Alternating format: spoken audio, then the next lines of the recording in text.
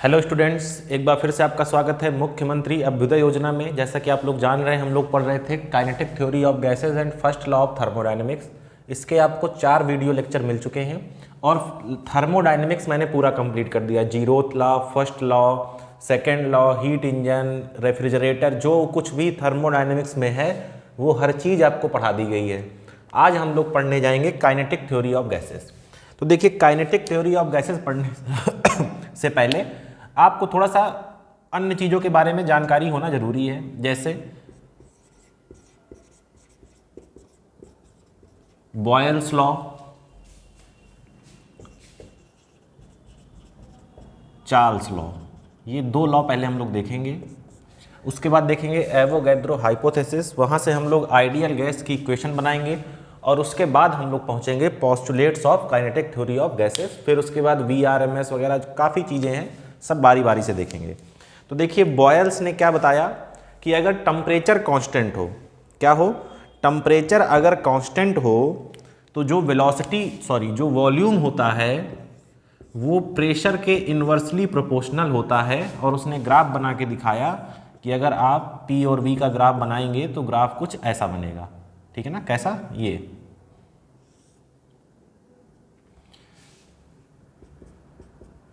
ठीक है, कब की बात है ये? At constant temperature. ये मेन चीज याद रखिएगा, at constant temperature V is inversely proportional to P। Clear है? ये था आपका। अच्छा, इसको हम लोग और किस तरीके से लिखते हैं कि PV बराबर क्या लिख लेते हैं, कांस्टेंट। प्रोपोर्शनलिटी हटाएंगे तो कांस्टेंट आता है। और इसका जो फेमस पार्ट आप जानते हैं, P1 V1 बराबर P2 V2। ठीक है, तो बॉयल्स बहुत ज़्यादा हम लोग को किसी चीज़ को डिटेल में यहाँ नहीं पढ़ना है, केवल हम लोग को ये फॉर्मूले की जरूरत पड़ेगी। तो ये फॉर्मूला हम लोगों ने देख लिया। चार्ल्स लॉ क्या कहता है कि अभी आपने यहाँ टेम्परेचर कांस्टेंट किया है, अब जरा प्रेशर कांस्टेंट कर दीजिए। क्या कर दीजिए? प्रेशर कांस्टेंट कर दीजिए। एट कांस्टेंट प्रेशर, जो वॉल्यूम है वो प्रोपोर्शनल होता है T के, तो V बराबर क्या हो जाएगा, कोई भी कांस्टेंट इंटू T। तो यानी कि V बाई टी क्या है, कांस्टेंट। यानी कि क्या लिख सकते हैं, V1 बाई T1 बराबर V2 बाई T2। ये किसके लिए है? Charles law. कब काम करता है? एट कांस्टेंट प्रेशर पर। ठीक है,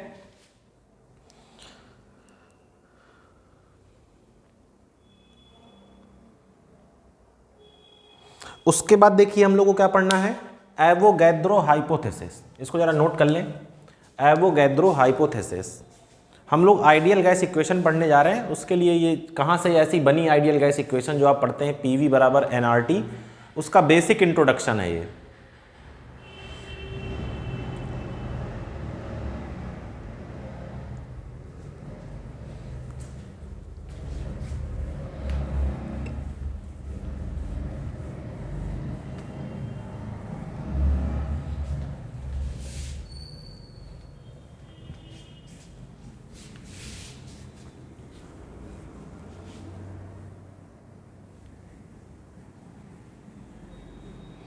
क्या है? Avogadro hypothesis.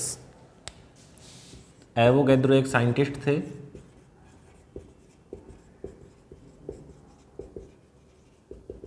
क्या बताया इन्होंने? Equal volume of all gases contains equal number of molecules, मतलब V प्रोपोर्शनल टू N। ठीक है, इसको इक्वेशन 1 मान लीजिए। बाई क्या, Boyle's law, V proportional to क्या था, 1 बाई P, इसको इक्वेशन 2 मान लीजिए। और by Charles law, V proportional to T था, इसको इक्वेशन 3 मान लीजिए। कंबाइनिंग 1, 2 एंड 3, देखिए क्या हो जाएगा। मैं लिखने जा रहा हूँ V proportional to n T by P. देखिए एन डायरेक्टली है, टी डायरेक्टली है और पी कैसा है, इन्वर्सली। प्रोपोर्शनलिटी हटाएंगे तो कांस्टेंट आएगा अपॉन पी, पी को इधर भेज दीजिए तो पी वी बराबर एन आर टी। क्या है ये, आइडियल गैस इक्वेशन, जहाँ पी क्या है, पी है प्रेशर यानी कि दाब, वी क्या है वॉल्यूम, एन क्या है नंबर ऑफ मोल्स कह दीजिए या मॉलिक्यूल्स कह दीजिए, आर क्या है गैस कांस्टेंट, टी क्या है एब्सोल्यूट टेम्परेचर। एब्सोल्यूट टेम्परेचर का मतलब टेम्परेचर इन केल्विन, ठीक है ना, degree kelvin. Gas constant R की वैल्यू क्या होती है 8.314 जूल पर मोल डिग्री केल्विन। क्लियर है, तो ये आपकी क्या आ गई, आइडियल गैस इक्वेशन। हम लोग को पढ़ना है काइनेटिक थ्योरी ऑफ गैसेस, तो ये बेसिक इंट्रोडक्शन आपको दे दिया। इसके बाद हम लोग चलते हैं काइनेटिक थ्योरी ऑफ गैसेस की तरफ। इसको जल्दी से नोट कर लीजिए।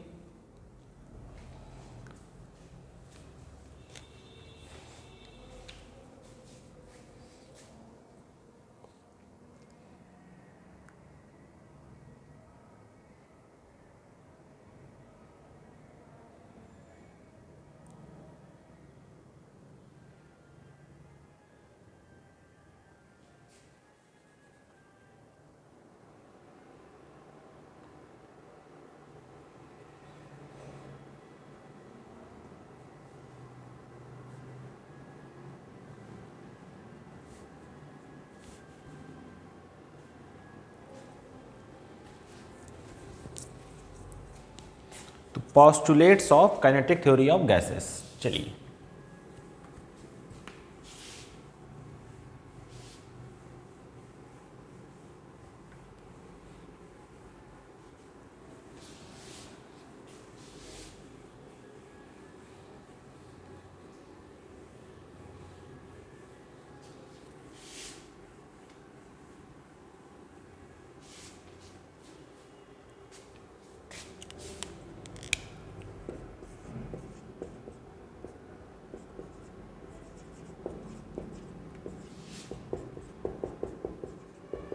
पोस्टुलेट्स ऑफ केटीजी यानी कि postulates of kinetic theory of gases. ठीक है, तो क्या था कि molecules of same gas are identical. पहला पोस्टुलेट क्या था कि molecules of same gases are identical in mass, shape and size. ठीक है, क्या होंगे ये, आइडेंटिकल होंगे। अगर गैस सेम है तो उसके जितने भी मॉलिक्यूल्स हैं सब कैसे होंगे, आइडेंटिकल्स होंगे। दूसरा क्या था कि जो भी आपके, ये किसके लिए है, आइडियल गैस के लिए, जो भी आपके गैस के मॉलिक्यूल्स हैं वो हमेशा रैंडम मोशन में रहेंगे, कभी भी वो उसमें आपके विरामावस्था में रेस्ट में नहीं आ सकते। ठीक है ना, तो क्या लिखेंगे इसके लिए, molecules are constantly in random motion. Molecules are constantly in random motion along straight line। Straight line में जो भी मॉलिक्यूल्स है वो हमेशा रैंडम मोशन पर रहेंगे, कभी भी वो रेस्ट पर नहीं आ सकते। ठीक है ना। तीसरा क्या था कि जो भी कोलिजन होंगे गैस मॉलिक्यूल के, किससे, जिस कंटेनर में वो भरी हुई है उसकी वॉल से, क्या, all the collisions of gas molecules with the wall of container are perfectly elastic। are perfectly elastic इसका मतलब क्या है कि लीनियर मोमेंटम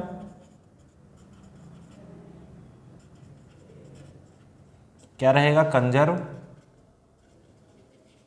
और काइनेटिक एनर्जी में क्या होगा, कोई लॉस नहीं होगा, नो लॉस। ठीक है ना। ये क्या हो गया आपका थर्ड पोस्टुलेट्स। चौथा पोस्टुलेट्स क्या कहता था कि जो प्रेशर है गैस का, जैसे अभी आपने पढ़ा पीवी बराबर आरटी, तो जो प्रेशर है वो कहाँ से आ रहा है, वो प्रेशर आ रहा है जो मॉलिक्यूल्स क्या कर रहे हैं, वॉल पर जाकर कोलिजन कर रहे हैं। कोलिजन का मतलब क्या लगा रहे हैं, फोर्स लगा रहे हैं। तो the pressure of a gas inside is due to collision of molecules. ठीक है ना, लिख लीजिए क्या लिखना है, the pressure of a gas, जो गैस का प्रेशर होता है वो कहाँ से आता है, the pressure of a gas is due to the collision of gas molecules with the wall of container। ठीक है, इससे हम क्या कह सकते हैं कि प्रेशर जो है प्रोपोर्शनल किसके होगा, नंबर ऑफ कोलिजन्स के। और ये कोलिजन्स कैसे होते हैं, इलास्टिक, इसके जस्ट ऊपर वाला पॉइंट। ठीक है ना, ये आपका कौन सा पॉइंट हो गया, चौथा पॉइंट हो गया। पांचवा पॉइंट क्या लिख सकते हैं, चलिए थोड़ा जगह बची है, मैं बगल में लिख देता हूं।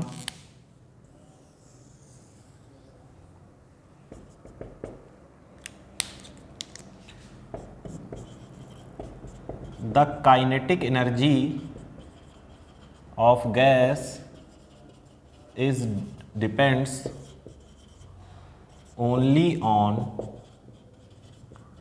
Temperature, not on type of gas. जो काइनेटिक एनर्जी है वो किस पर डिपेंड करने वाली है, केवल और केवल टेम्परेचर पर, केवल और केवल टेम्परेचर पर। इसके बाद जो ये पॉइंट है, ये most important, there is no intermolecular force between gas molecules. Gas molecules के बीच में कोई भी intermolecular force of attraction काम नहीं करेगा। ये बहुत ही बड़ा एजम्पशन माना गया था, बहुत ही बड़ा पोस्टुलेट था, क्योंकि आप जानते हैं कि दो मॉलिक्यूल्स के बीच में हमेशा क्या लगता रहता है, इंटर मॉलिक्यूलर फोर्स लगता रहता है। ठीक है ना, ये क्या हो गया आपका छठा पॉइंट हो गया। ठीक है, तो ये थे आपके postulates of kinetic theory of gases. जरा सा नोट कर लेने फटाफट।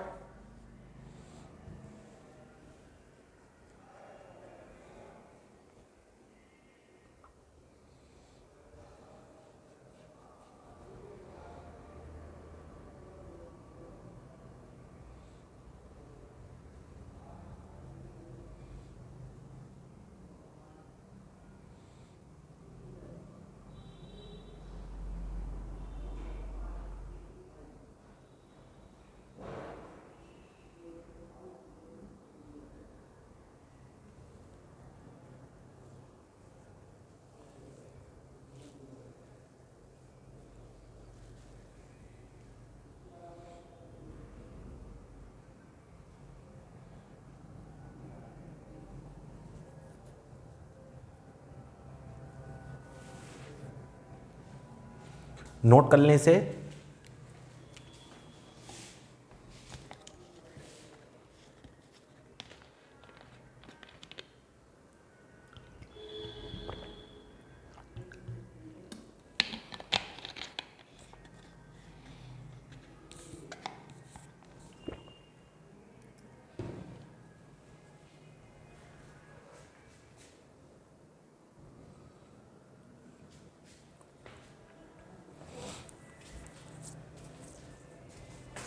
चलिए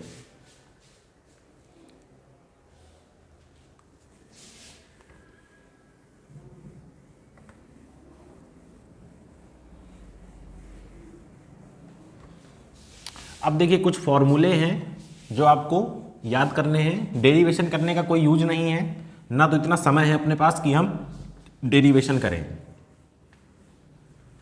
आज ही इस टॉपिक को ख़त्म करने का टाइम है, क्योंकि नेक्स्ट क्लास में सिंपल हार्मोनिक मोशन का टॉपिक लगा हुआ है, उसको देखेंगे।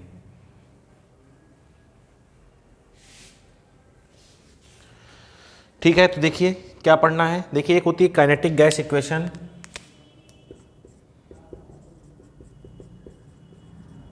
काइनेटिक गैस इक्वेशन क्या होती है ये, PV बराबर 1/3 mn VRMS का स्क्वायर। P आप जानते हैं क्या है, प्रेशर, V आप जानते हैं क्या है, वॉल्यूम, M क्या है, mass of one molecule, N क्या है, नंबर ऑफ मॉलिक्यूल, और ये क्या है, रूट मीन स्क्वायर वेलोसिटी। क्या है ये, रूट मीन स्क्वायर वेलोसिटी। ठीक है, रूट मीन स्क्वायर वेलोसिटी क्या होती है, हालांकि इसको हम लोग आगे पढ़ने वाले हैं। रूट मीन स्क्वायर, जैसे आपके पास कई सारी वेलोसिटीज़ हैं, मान लीजिए v1 v2 v3 v4 v5 dash dash dash vn तक। देखिए root mean square, root mean square, तो पहले सबका क्या करिए, स्क्वायर करिए। तो जैसे ये v1 था तो v1 square, v2 square, v3 square, v4 square. मैंने मान लिया कि कितनी है, चार है। फिर क्या करना है, इनका मीन लेना है। तो मीन लेना आप जानते हैं, ऐड करके नंबर ऑफ से क्या कर दें, डिवाइड कर दें, फिर रूट ले लीजिए। तो पढ़ते आगे से हैं रूट मीन स्क्वायर, और प्रोसेस अप्लाई करते हैं रिवर्स में। क्लियर है ना बात। अगर ये n तक होते तो यहाँ नीचे क्या आ जाता, n आ जाता। अब देखिए काइनेटिक एनर्जी क्या होती है किसी भी गैस की। ठीक है, काइनेटिक एनर्जी क्या होती है, काइनेटिक एनर्जी ऑफ किसकी देखें पहले, चलिए वन मॉलिक्यूल की देख लेते हैं। ये होती है 3/2 kT। ठीक है, अगर n मॉलिक्यूल के लिए देखें तो n से मल्टीप्लाई कर दीजिए, 3/2 kT। n मॉलिक्यूल है लिखा है यहाँ पर। क्लियर है। T क्या है, एब्सोल्यूट टेम्परेचर। K क्या है, बोल्ट्जमैन कांस्टेंट, बोल्ट्जमैन्स कांस्टेंट। K बराबर होता है 1.38 10⁻⁻23। अब देखिए अगर मुझे किसकी बात करनी हो, मोल्स की बात करनी हो, क्योंकि गैस में जब हम ये बात करते हैं तो गैस हमेशा हमें मोल्स में दी होती है। तो kinetic energy of 1 mole of gas, ये कितनी होती है, 3/2 RT, 3/2 RT। अगर किसके लिए बात करें, n मोल के लिए, तो n से मल्टीप्लाई कर दीजिए 3/2 RT। कंफ्यूज ना होने के लिए हमेशा याद रखिएगा, जब भी मोल की बात करेगा तो R आएगा, जब भी मॉलिक्यूल की बात करेगा तो K आएगा। क्लियर है। ये देखिए होता क्या है कि एक मोल में कितने मॉलिक्यूल होते हैं, एवोगैड्रो नंबर के बराबर। देखिए एक रिलेशन ये होता है, R बराबर KNA या K बराबर RNA। देखिए जब मोल से मॉलिक्यूल में गए तो Na से मल्टीप्लाई किया, ठीक है ना, रिवर्स हो गया लग रहा है। देखिए जब मोल से कहां जाएंगे आप, मॉलिक्यूल्स में जाएंगे, तो एक मोल में कितने molecule, number of Avogadro number के बराबर। तो यहां पर एवोगैड्रो नंबर से मल्टीप्लाई करेंगे जब आप इसमें, किसमें, इसमें, तो क्या जाएगा, बोल्ट्जमैन कांस्टेंट आ जाएगा। आर क्या है यहां पर, गैस कांस्टेंट। टी आपका वही है क्या, एब्सोल्यूट टेम्परेचर। टी आपका क्या है, वही है एब्सोल्यूट टेम्परेचर। क्लियर है बात। तो यहां तक आप नोट कर लें।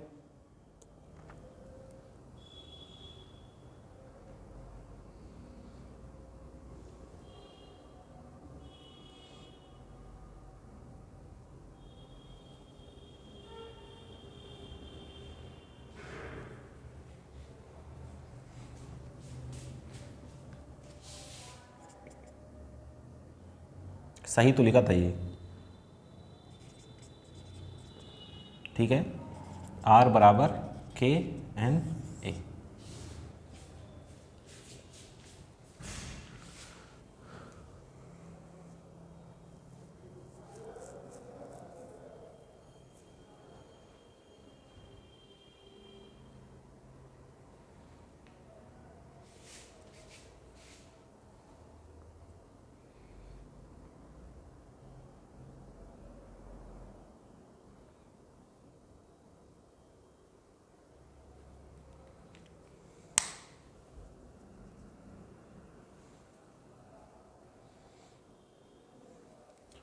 चलिए तो इसका कुछ क्वेश्चंस कर लेते हैं।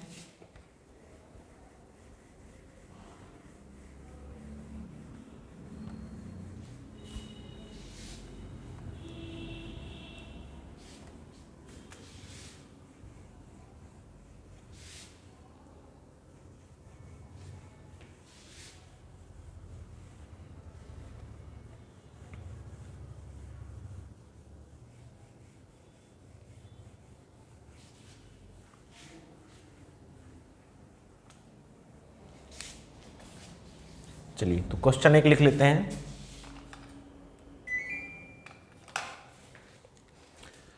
क्वेश्चन क्या कह रहा है आपसे, find the kinetic energy of, find the kinetic energy of 8 gram of methane at 27 degree Celsius. Methane का मतलब जानते हैं ना, CH4। ठीक है, चलिए 8 ग्राम। अब इसमें देखिए कौन सा फार्मूला लगाएंगे। इसमें देखिए आपको वेट दिया हुआ है, इसमें आपको मॉलिक्यूल की बात नहीं कर रहा कि 3 मॉलिक्यूल की 4 मॉलिक्यूल की वेट दिया हुआ है, तो यानी कि आपको फार्मूला जो लगाना है वो लगाना है काइनेटिक एनर्जी बराबर N इंटू 3/2 RT। अब N क्या है, number of moles. Number of moles क्या होते हैं, मास अपॉन मोलर मास, ये तो आप जानते होंगे। मास कितना है 8, मोलर मास क्या हो जाएगा, देखिए C का कितना होता है 12 और H का ये 4H हैं, तो कितना हो जाएगा 12 + 4 16 तो 8/16, तो N कितना आ गया 1/2।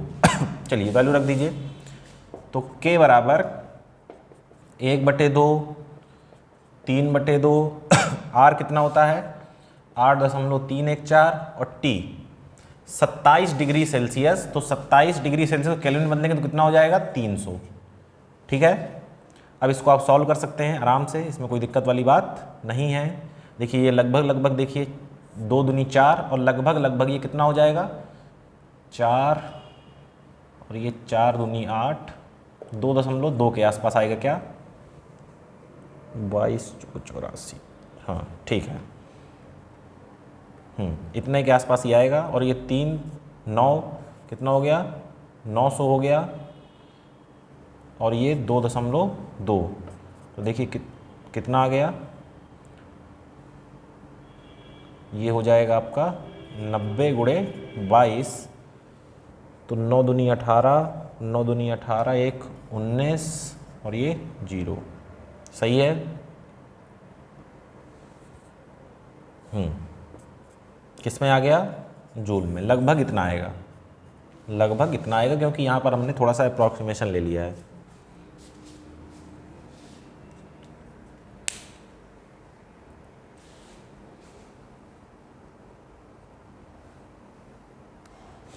अब देखिए जरा केटी वाला भी देख लेते हैं। केटी वाला क्या है, find the kinetic energy of 1 molecule of O2 gas. देख लीजिए यहीं देख लेते हैं, find the kinetic energy of 1 molecule of O2 gas at 127 degree Celsius. तो देखिए क्या हो जाएगा, 1 मॉलिक्यूल की बात है तो काइनेटिक एनर्जी या K बराबर क्या हो जाएगा 3/2 KT।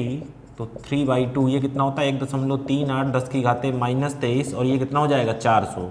इसको सॉल्व कर लेंगे, आंसर किस में आ जाएगा, जूल में आ जाएगा। मतलब कहने का मतलब ये है कि जब भी अमाउंट की बात करेगा तो 3/2 RT वाला, और जब मॉलिक्यूल की बात करेगा तो KT वाला। ये इंटरचेंजेबल है, इनमें कोई ऐसी दिक्कत नहीं है।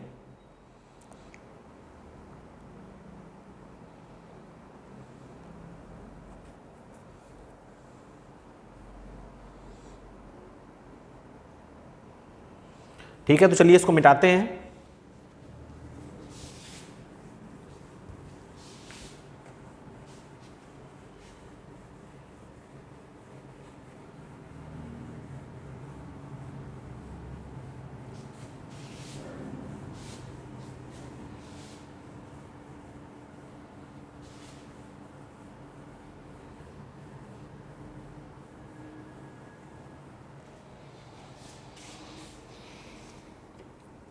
चलिए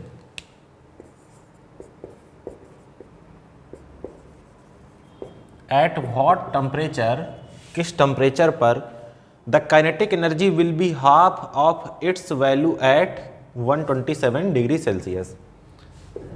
kinetic energy will be half of its value at 127 degree Celsius. कह रहा किस टेम्परेचर पर काइनेटिक एनर्जी हाफ होगी इस टेम्परेचर पर काइनेटिक एनर्जी के। ठीक है, बात समझ रहे हैं?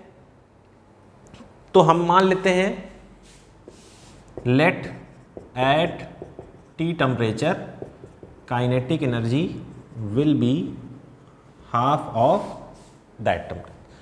तो देखिए कहना क्या चाह रहा है, ये कहना चाह रहा है कि काइनेटिक एनर्जी जो टी पर है, काइनेटिक एनर्जी जो टी पर है वो काइनेटिक एनर्जी 120 डिग्री सेल्सियस का कितना है, हाफ है। तो काइनेटिक एनर्जी आप टी पर जानते हैं कितनी होती है, कितनी होती है भैया, कुछ भी लगा दो इसमें, सब कट जाना है, चाहे आर टी लगा दो चाहे के टी लगा दो, जो मन में आए वो लगा दो। तो चलिए मैं लगा रहा हूँ N3/2 आर टी। यहाँ क्या हो जाएगा देखिए N3/2 आर टी कितना हो जाएगा 400 और डिवाइड में क्या है 2। देखिए 3/2 R N, 3/2 R N, clear है? तो देखिए टी बराबर कितना आ गया 400/2, क्या 200 आ गया, क्या 200 किस में आएगा केल्विन, 200 केल्विन। ठीक है, अगर किस में चाहिए डिग्री सेल्सियस में चाहिए तो -73 आ जाएगा, आप जानते हैं।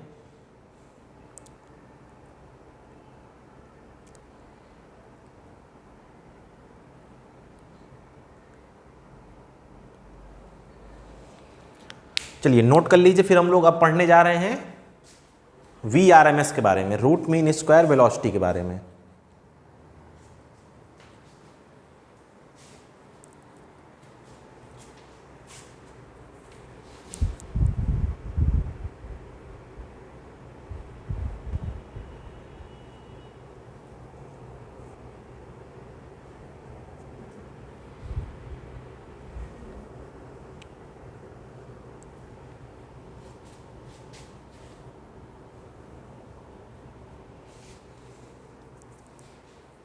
चलिए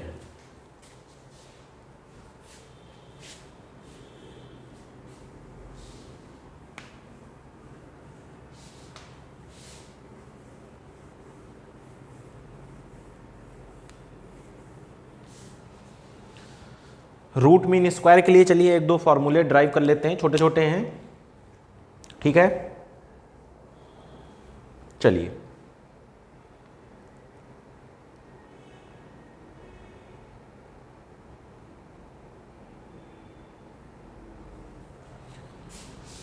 let there is n molecules with velocity v1 v2 v3 dash dash dash vm, then kinetic energy क्या हो जाएगी देखिए half M v1 square plus half M v2 square plus half M v3 square dot dot dot half M vn square. अब आप सोच रहे होंगे कि मैं v1 v2 v3 तो कर रहा हूँ, m1 m2 m3 क्यों नहीं कर रहा हूँ? क्योंकि भैया postulate number 1 kinetic theory of gases का मास क्या रहेगा, सेम रहेगा।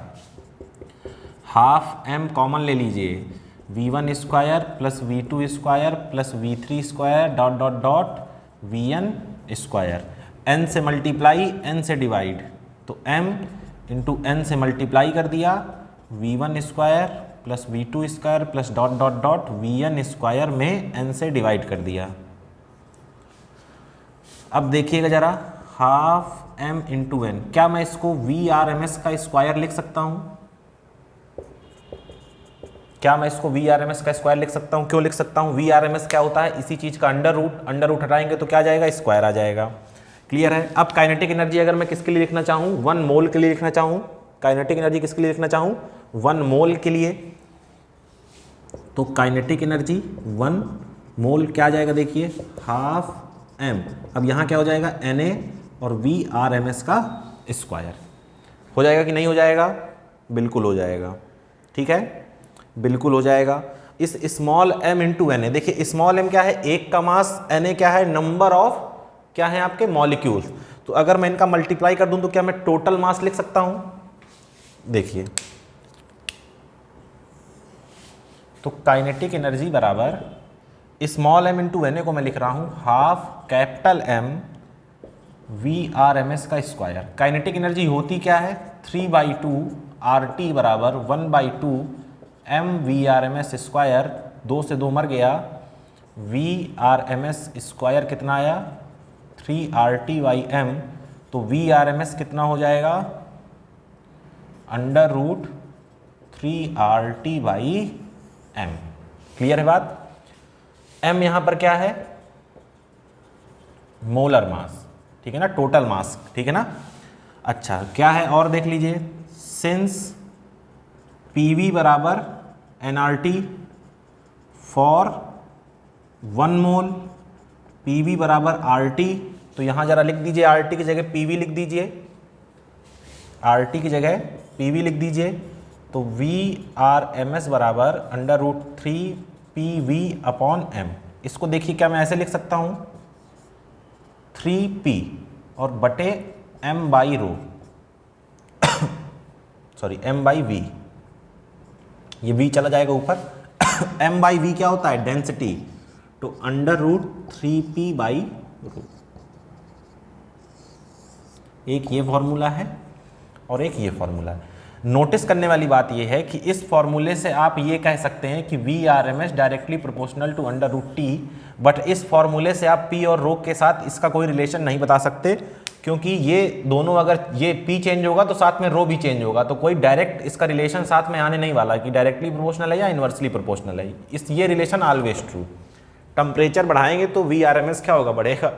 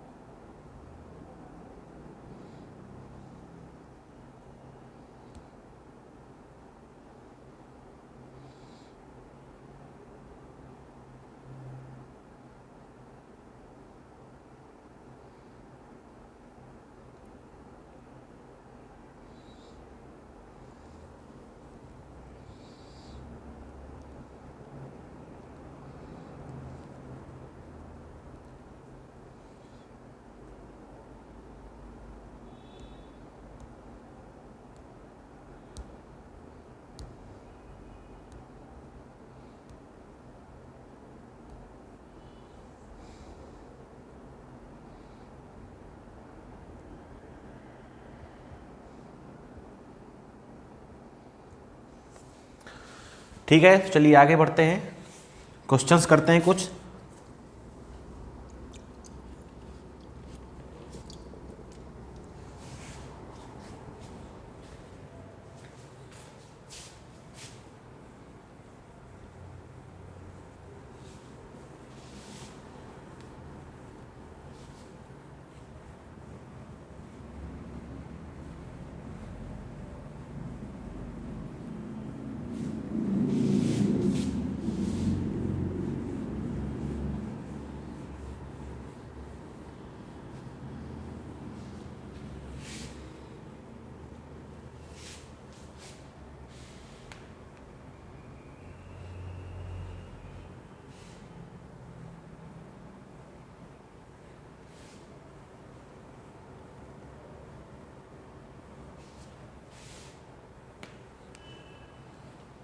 चलिए क्वेश्चन आपसे कह रहा है if V R M S of H2,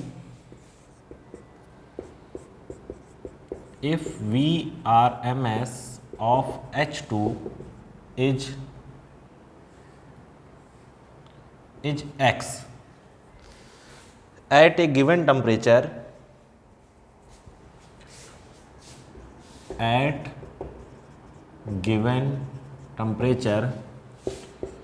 find VRMS of O2 at same temperature। Clear है, किया जा सकता है इसको।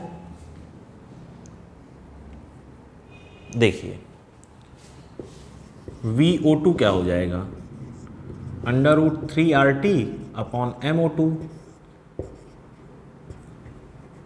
VH2 क्या होगा, √3RT अपॉन MH2।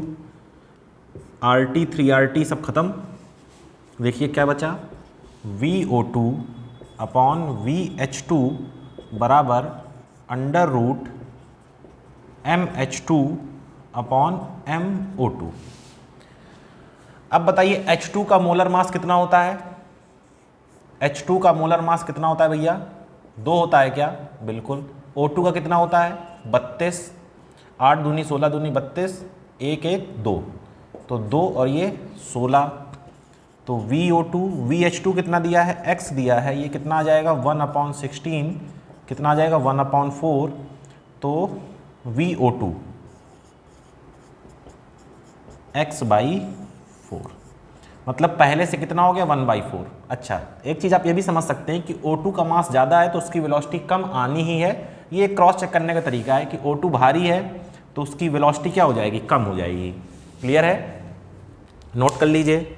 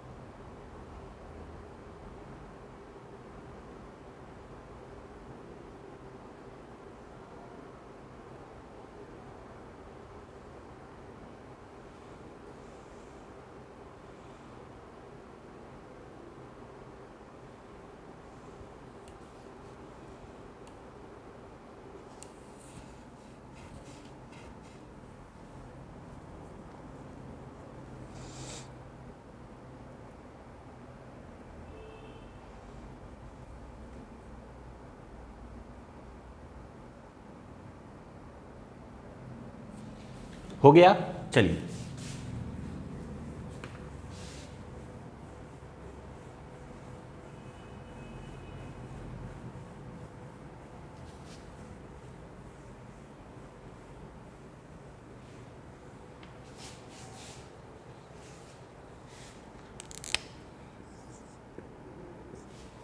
क्वेश्चन कह रहा है at 300 kelvin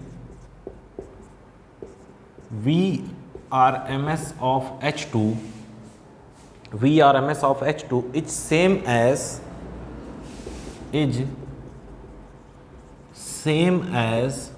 VRMS of O2 at T degree Kelvin। What is T? T की वैल्यू पूछ रहा है आपसे। तो आपसे कह रहा है at 300 kelvin VRMS of H2, तो VRMS H2 किसके बराबर है, VRMS O2 के, ये 300 पर है और ये T पर। तो चलिए क्या होता है, √3RT/m H2 बराबर 3RT/m O2। तो 3R से 3R मारिएगा, T से T ना मारिएगा। ये T किसके लिए है, H2 के लिए, ये T किसके लिए है, O2 के लिए। तो देखिए √TH2 कितना है भैया 300 और MH2 कितना होता है 2 होता है। इधर आ जाइए, ये t निकालना है और ये कितना है 32। दोनों तरफ स्क्वायर कर देंगे तो रूट हट जाएगा, तो 300/2 और t बटे 32। चलिए तो t बराबर क्या हो गया 32 गुणे 300 डिवाइड बाई 2, तो 2 और ये 16 दूनी 32, 16 3 48, तो t बराबर 4800 केल्विन। देखिए क्यों टेम्परेचर ज़्यादा आ रहा है ये भी समझ लीजिए। आपको बराबरी करनी है H2 के VRMS की। H2 है बहुत कम, मतलब हल्का होता है, मास कम, तो उसकी वेलोसिटी क्या होगी ज़्यादा। तो अगर आपको O2 की वेलोसिटी उसके पास पहुंचानी है तो मास तो O2 का ज़्यादा, यानी कि टेम्परेचर क्या करना पड़ेगा, बढ़ाना पड़ेगा। कितना बढ़ाना पड़ेगा, देखिए यहाँ से इसका मास कितने गुना ज़्यादा है, इसका 2, इसका 32, 16 गुना। तो टेम्परेचर कितना बढ़ाना पड़ेगा 16 गुना, तो 3 और ये 16 3 48। ये सब कॉन्सेप्ट आप तब समझ सकते हैं जैसे ये आपका क्लियर है। तो अब आप ऑब्जेक्टिव में इसकी शॉर्ट ट्रिक लगा सकते हैं कि मास कितना ज़्यादा है, अच्छा 16 गुना, तो टेम्परेचर कितना बढ़ाना पड़ेगा 16 गुना। तो ये ऑब्जेक्टिव में आप खटाक से क्वेश्चन को कर सकते हैं, इसमें कोई दिक्कत आपको आने वाली नहीं है।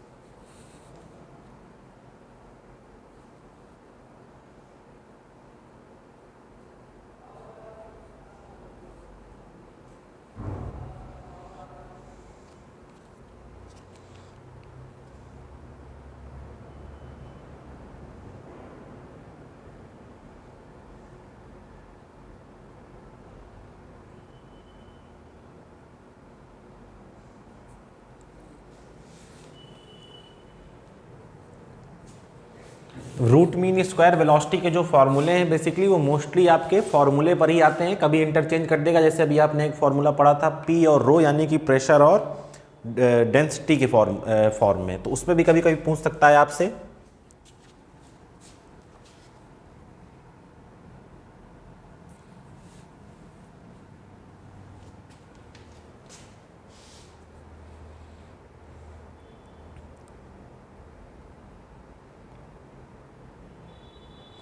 चलिए और भी 1-2 क्वेश्चन देख लेते हैं।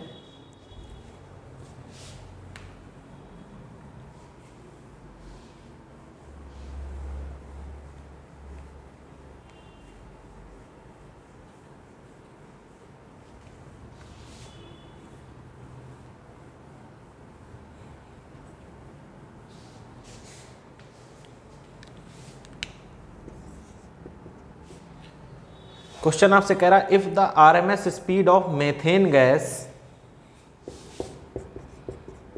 If the RMS of methane gas at Jupiter की बात कर रहा है शायद, in the Jupiter's atmosphere, in the Jupiter's atmosphere is 472 meter per second, so that the surface temperature of Jupiter, so that the surface temperature of Jupiter is सब zero. सब zero का मतलब होता है लेस देन 0, यानी कि negative दिखाना है कि जुपिटर के एटमॉस्फेयर का टेम्परेचर निगेटिव आने वाला है। कर सकते हैं क्या इसे? ट्राई करिए, थोड़ा सा ट्राई करिए।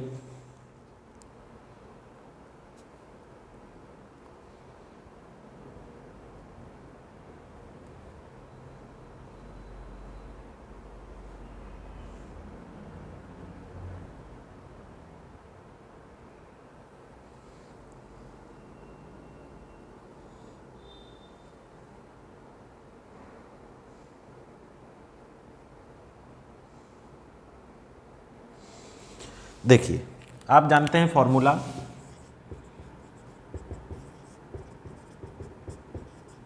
किसके लिए? MCH4 के लिए। स्क्वायर कर दीजिए ज़रा, तो VRMS का स्क्वायर बराबर 3RT/MCH4। आपको T निकालना है, तो देखिए T बराबर क्या हो जाएगा? VRMS का square MCH4/3R। VRMS 472 into 472 MCH4, अभी हम लोगों ने सॉल्व किया था, कितना आया था? 16, 12 4 16, 3 8.314। क्लियर है? 8.314। सॉल्व कर सकते हैं क्या इसे? अब देखिए, आपको लग रहा होगा कि ये वैल्यू तो पॉजिटिव आने वाली है, तो ये भैया वैल्यू पॉजिटिव जरूर आएगी, लेकिन ये वैल्यू आने वाली है डिग्री केल्विन में। ये वैल्यू किस में आने वाली है? डिग्री केल्विन में। सब जीरो का मतलब आप जानते हैं कि 0 केल्विन तो आप पहुंच ही नहीं सकते, तो माइनस में 0 केल्विन थोड़ा ना जाएंगे, डिग्री सेल्सियस की बात कर रहा है। इसको अगर आप सॉल्व करेंगे तो T बराबर 143 केल्विन आंसर आएगा, ठीक है। और इसको जब आप डिग्री सेल्सियस में चेंज करेंगे तो क्या हो जाएगा? T बराबर 143 माइनस 273, कितना हो जाएगा? लगभग माइनस का 130 डिग्री सेल्सियस। ये है आपका T में, तो आप 0 नहीं पहुंच सकते, माइनस कैसे पहुंचेंगे? ये चीज़ आपको मालूम होनी चाहिए कि 0 केल्विन पर पहुंचना इम्पॉसिबल है। आज तक तो ऐसा नहीं हुआ कोई पहुंचा हो।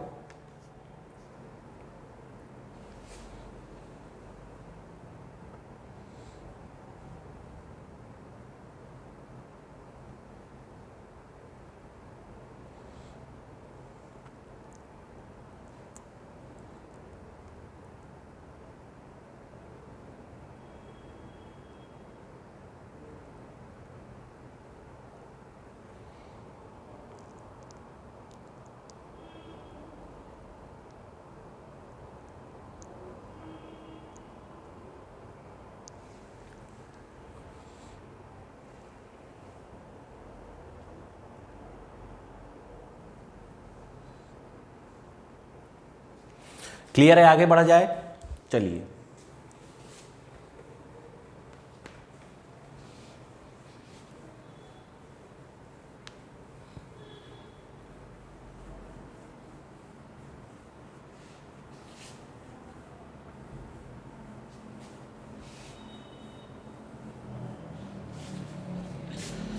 देखिए क्वेश्चन क्या कह रहा है आपसे? Calculate the temperature at which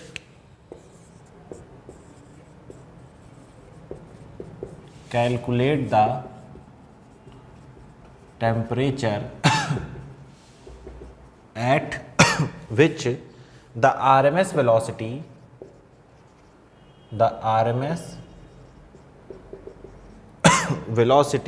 of a gas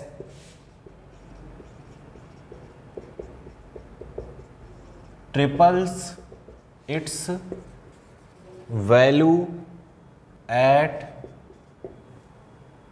STP। कह रहा है कि किस टेम्परेचर पर कोई गैस की RMS वेलोसिटी STP पर वेलोसिटी से कितनी हो जाएगी? 3 गुनी हो जाएगी। तो इसके लिए पहले आपको जानना जरूरी है कि STP क्या है।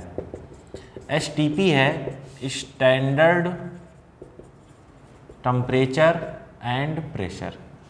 टेम्परेचर की यहाँ पर जो वैल्यू लेते हैं वो लेते हैं 0 डिग्री सेल्सियस और ये कितना होता है? 1 ATM। तो 0 डिग्री सेल्सियस का मतलब क्या है? ठीक है ना, 273 केल्विन। 273 केल्विन। 0 डिग्री सेल्सियस का मतलब क्या है? 273 केल्विन। अरे यार 0 डिग्री सेल्सियस किसके बराबर होता है? 273 डिग्री केल्विन के। तो कह रहा है कि 273 केल्विन का कितना हो जाए? 3 गुना हो जाए। तो चलिए V RMS बराबर V है मान लीजिए एट STP पर, ठीक है ना। तो हमें देखना है कि V RMS कितना होगा एट T पर। तो देखिए मैं इसको कैसे लिखने वाला हूँ, मैं इसको ऐसे लिखने वाला हूँ V RMS बराबर √3RT/m। T कौन सा है ये? STP डिवाइड में V RMS बराबर √3RT/m। T किस पर है? ये T ही निकालना है। तो देखिए ये वाला जो V RMS आपको दिया ये, इसको मान लीजिए V, तो नीचे वाला कितना हो जाएगा 3V, ये कितना है अंडर रूट में, देखिए ये 3RM कट गया, TSTP कितना है 273, ये कितना है T। स्क्वायर कर दीजिए तो कितना आ जाएगा, देखिए V से V कट गया, स्क्वायर करेंगे कितना आएगा 1/9 बराबर 273/T। तो T बराबर 273 × 9 कितना हो जाएगा ये 9 × 27, 9 × 7 = 63, 2 65, 9 दूनी 18, 6 24, 2457 डिग्री केल्विन, ठीक है ना। नोट कर लीजिए।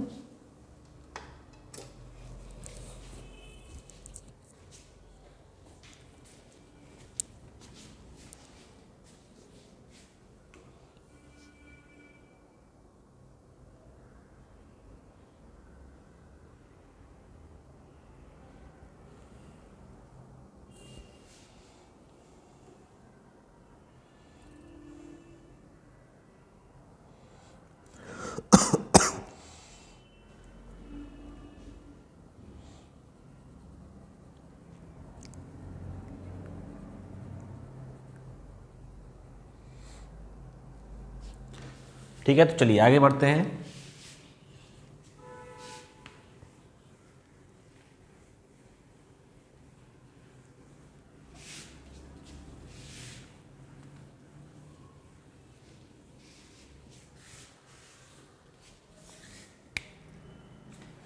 आपने पढ़ा VRMS √3RT/m। एक होता है VMP मोस्ट प्रोबेबल, इसकी वैल्यू आती है 2RT/m। देखिए ये क्या है, वेलोसिटी है, ये भी वेलोसिटी है। और एक होती है V एवरेज, ये जो एवरेज वैल्यू है ये हम स्पीड की बात कर रहे हैं, ये कितनी होती है 8RT/m, ठीक है। ये क्या है मोस्ट प्रोबेबल। प्रोबेबल शब्द कहाँ से आया है? प्रोबेबिलिटी से। जैसे इस कमरे में आप मॉलिक्यूल को छोड़ दें तो इस बात की मतलब जिस वेलोसिटी से मूव करने की उसकी प्रोबेबिलिटी सबसे ज़्यादा होगी वो ये वेलोसिटी होगी, मोस्ट प्रोबेबल। हो सकता है वो इससे मूव कर जाए, हो सकता है इससे मूव कर जाए, वो बात की बात है। लेकिन अगर सबसे ज़्यादा प्रायिकता किसी वेलोसिटी की है तो किसकी है 2RT/m की। एक रिलेशन हमेशा याद रखिएगा, क्या VRMS is greater than V average is greater than V most probable, ठीक है। याद करने का तरीका, भगवान राम का नाम, R is greater than A is greater than M। ये कभी कभी रिलेशन आपके ऑब्जेक्टिव क्वेश्चन में पूछ लिया जाता है, ठीक है ना। तो ये आपको याद रखना है। अगर एवरेज वेलोसिटी की बात करता तो क्या हो जाता 0। क्यों? क्योंकि आपने क्या माना है कि सभी जो मॉलिक्यूल्स हैं वो रैंडम मोशन में है। कोई यहाँ जा रहा है, कोई यहाँ जा रहा है, कोई यहाँ जा रहा है, कोई यहाँ जा रहा है। वेलोसिटी एक वेक्टर क्वांटिटी है, क्या हो जाएगी 0 हो जाएगी। तो इसलिए स्पीड की बात हो रही है, डायरेक्शन नहीं काउंट करना, केवल मैग्नीट्यूड। क्लियर है? चलिए एक लास्ट टॉपिक और बचा है, मीन फ्री पाथ, उसको भी देख लेते हैं। Mean free path.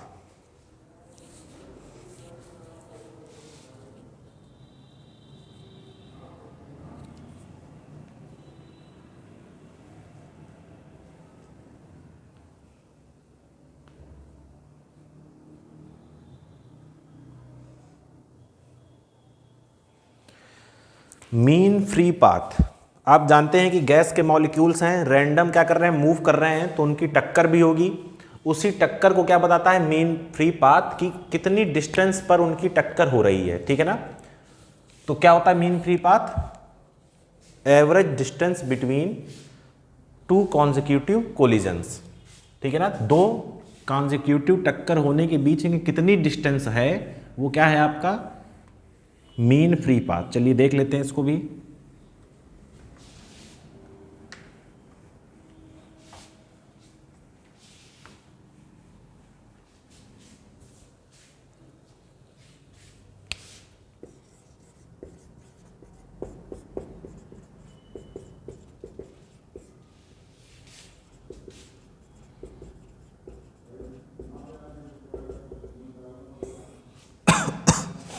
क्या कहता है ये, average distance between two consecutive collisions.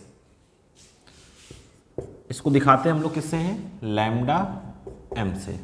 क्या होता है ये, अगर आपसे पूछा जाए फ्री पाथ, तो फ्री पाथ क्या होगा,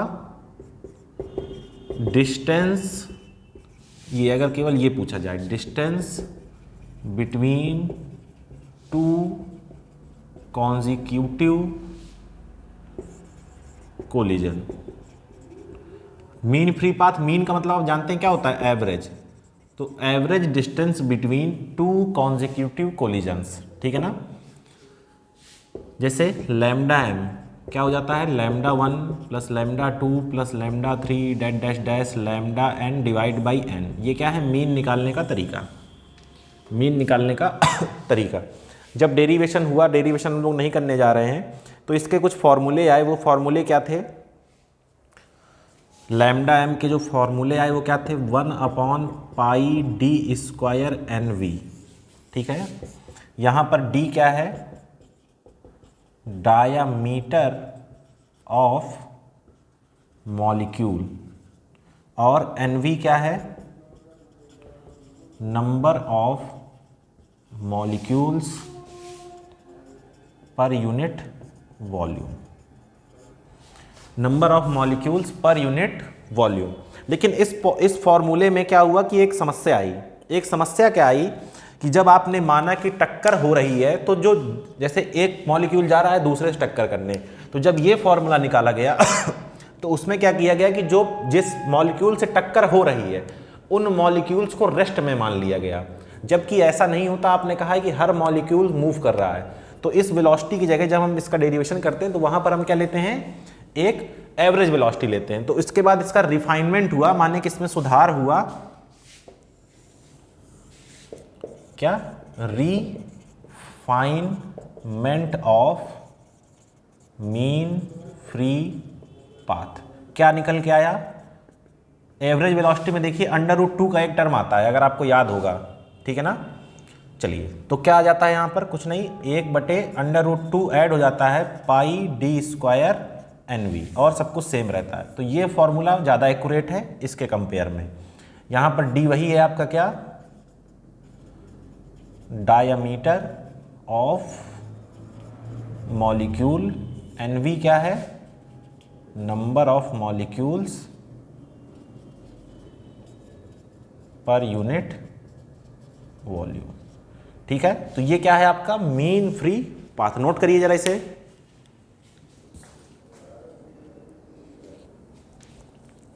देखिए, मॉलिक्यूल्स हैं, मोशन कर रहे हैं, तो टक्कर होगी। हमने क्या निकाला, मीन फ्री पाथ, मतलब दो कॉन्जिक्यूटिव टक्कर होने में कितना डिस्टेंस ट्रेवल करेगा मॉलिक्यूल।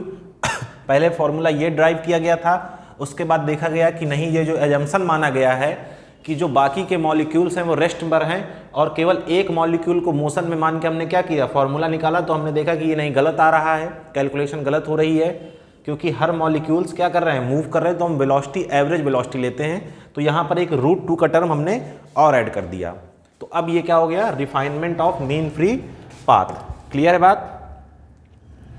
तो मेरे समझ से जितना भी इसमें हो सकता था मैंने कवर कर दिया है। तो आज के लिए इतना ही। नेक्स्ट हम आपसे मिलेंगे सिंपल हार्मोनिक मोशन के साथ। चलिए तो धन्यवाद।